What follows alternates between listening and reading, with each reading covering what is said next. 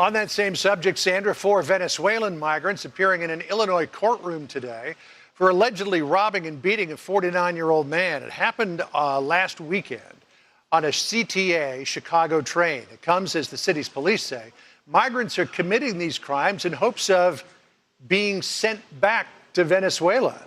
Let's bring in Morgan Ortagus, former State Department spokesperson and a Fox News contributor. Morgan, we see so many people, as Bill Malugin was just showing us, coming across the border, either looking for work or looking for asylum. Likely that they've been coached well by the cartels that bring them across the border. But now you have Chicago police saying that at least 2 instances, Venezuelan illegal migrants are committing crimes here in the United States in an attempt to be removed and sent back home. Yeah. So you've got, I think, sort of 2 or 3 different things going on here, John. First, you have, of course, we know at least 25,000 migrants who, many of them who illegally crossed the border, are now in Chicago. And you have the governor of Illinois, Pritzker, just in November of last year, committed another $160 million to aid these migrants. This is on top of the tens of millions, if not hundreds of millions of dollars that Illinois and Chicago is having to spend on these migrants. We also know, if you look specifically at the border, that 6 million people have passed illegally in the Biden administration. Roughly 1.4, 1.5 of those are people that have totally evaded our security. So because of our undefended and open border, we see not just Chicago, New York, LA, San Diego, you go around the country and you obviously see this massive problem. When you specifically look at Venezuela, obviously there has been a problem with Venezuela under the Maduro dictatorship for a long time.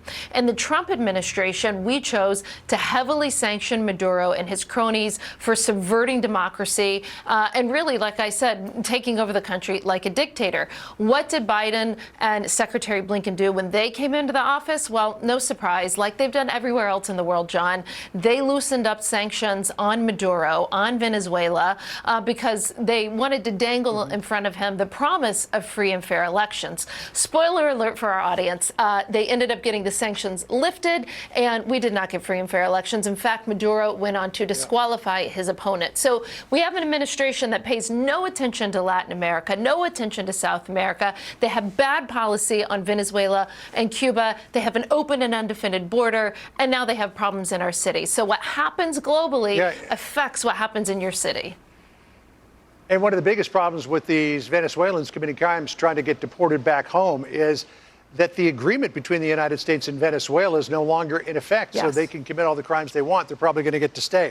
I want to ask you about Ukraine aid, because Mark Thiessen had a very interesting column yesterday in which he suggested that Republicans who don't want to fund Ukraine are creating potential problems for Donald Trump if he becomes president again. He wrote, quote, "If Republicans want to help Trump, they should pass Ukraine aid now. Why would pro-Trump Republicans want him to inherit a dire military situation? The GOP needs to give Ukraine weapons now. If they don't, they, not Biden, will own Ukraine's military collapse, and they would leave Trump with a weak hand if he retakes the Oval Office."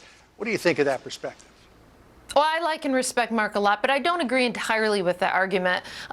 There's some nuance to it. And first, I would say this bill, the supplemental, would have to pass 2/3 of the House, not just a simple majority, number one. So that's going to need buy-in from Republicans and Democrats. Number two, I think I've talked about it on your show before, certainly on Fox, that I'm supportive of President Trump's idea to make it a loan. There's plenty of historical precedents for doing so. There's also things that can be added to the supplemental. You can strip out that economic aid to Ukraine, tell the Europeans that they have to take care of it. But it's important to remember what the Biden administration has done. We gave lethal weapons in the Trump administration. It's Biden who didn't give it to them before Putin invaded, and it's Biden who slow-walked it for 2 years and has had no plan for this war. So I'm sorry, it's not Republicans' fault.